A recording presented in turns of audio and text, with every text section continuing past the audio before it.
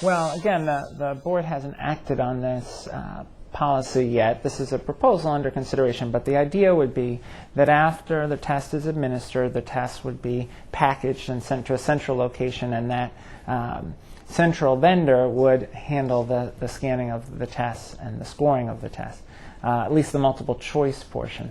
There's a separate issue around what we call the open response or constructed response, where students write essays or show their work in math. That would still be scored at the local level, although the board is also considering a proposal to build a platform for distributed scoring, which would allow a teacher in Rochester to grade the paper of a teacher in Long Island. So testing in general is a controversial issue, and aside from the security problem, have you given any thought to whether the state is over-testing its students? I don't necessarily worry about too much testing so much as I think we have to make sure that we're testing the right things. What we do know is that student performance on the tests that they take in 3rd through 8th grade are a good predictor of their performance on the tests that we give at the high school level, the Regents exams. And performance on Regents exams is a very good predictor of performance in college and success in freshman year courses. So that gives me some confidence that we are on the right path.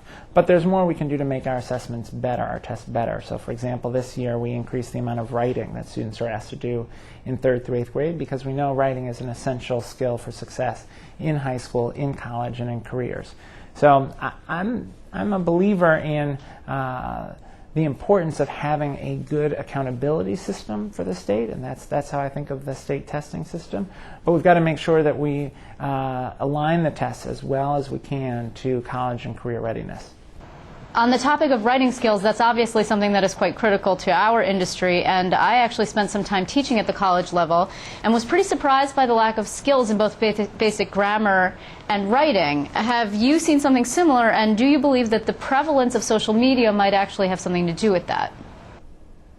I'm sure social media plays a role in the diminution of writing skills, but I think it's fair to say that students are a lot of students are arriving at college or at careers underprepared as writers. We know that statewide in our 2-year institutions, or our 2-year community colleges, 40% of entering students are taking remedial courses, essentially taking high school courses when they get to college. That is a very large problem. One factor we think is that our standards need to be better aligned to the kinds of writing that students are asked to do in college and careers. So for example, a lot of classrooms around the state, students are mostly doing personal story writing. What did I do last summer? What did I do over the weekend? What's my favorite television show? But what the kind of writing you're asked to do, as you know, in college and in careers, is usually persuasive writing, using evidence to support an argument. So we've actually adopted new standards. The board adopted new standards for English language arts and literacy in science and social studies last year. Those new standards, I think, put us on the right course towards improving the writing skills that you're rightly concerned about. We've even launched a website, engageny.org, that's targeted to teachers and schools to give them resources, professional development resources, teaching tools to help students achieve these new standards. Sticking with the issue of testing for a minute, the Regents exams almost didn't take place this year because the Education Department couldn't afford it. And so some private donors, including New York City Mayor Mike Bloomberg, stepped in, and now the tests are back on. Are you concerned that this sets a dangerous precedent for the privatization of public education? I worry a lot about the cost challenges we face around assessments, and I worry a lot about the state having to rely on private philanthropy for our January Regents exams. We give the Regents exams 3 times a year, June, August, and then again in January. For some students who have stayed an additional semester in high school so they can finish up some courses, those January exams are critical for them being able to go on to graduate and go on to college. And so those exams are important. We didn't have the resources because the state education department has lost a lot of resources due to the state's fiscal crisis over the last 2.5 years. we were really concerned that we were going to have to eliminate those exams. Fortunately, private philanthropy will get us through this cycle this January, but for the following school year, we're going to need help from the executive and the legislature in the state budget to set aside the resources for those exams. Last year, we asked for $15 million to support the assessment system. $15 million on state budget around public education that's well in excess of $50 billion seems like a reasonable amount to spend on accountability.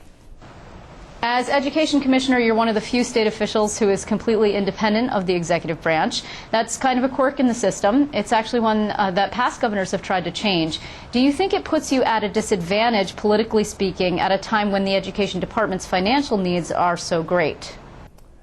I don't think so, because the members of the Board of Regents have very good relationships with a variety of elected officials, including the governor. Certainly we are working very productively with the governor's office on a variety of issues, and I expect that that will continue. But we are unique in that the Board of Regents is a independent body of the executive. The Education Department has also been at odds with the unions over teacher evaluations. What is the status of that legal battle? And since the evaluation system was so integral to the state's successful Race to the Top application, will this ongoing fight end up costing you at a time when you really can't afford to lose any more aid? Well, the evaluation system is moving forward. So it's true we worked on the evaluation system together with NYSET. We brought a proposal to the legislature and executive at the time. They supported that proposal, and it became a part of our Race to the Top application and a part of state law.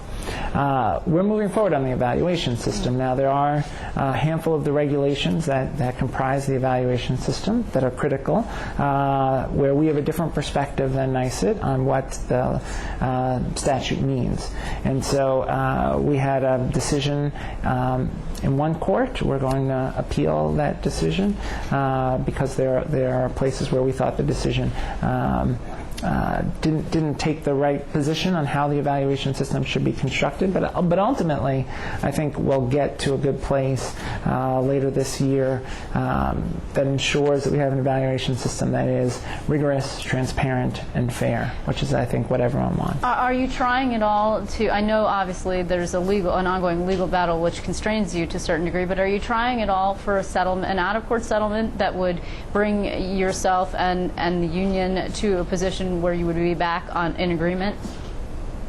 Certainly, we've been working with NYSET on a range of issues, even alongside the litigation, and we're continuing to talk with them about how to move forward together effectively.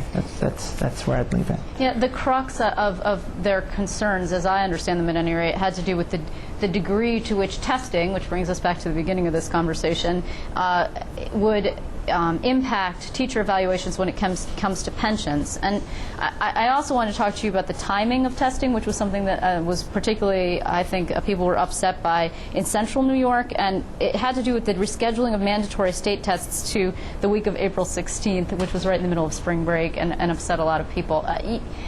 Was that the only date that you guys could find that worked for everyone?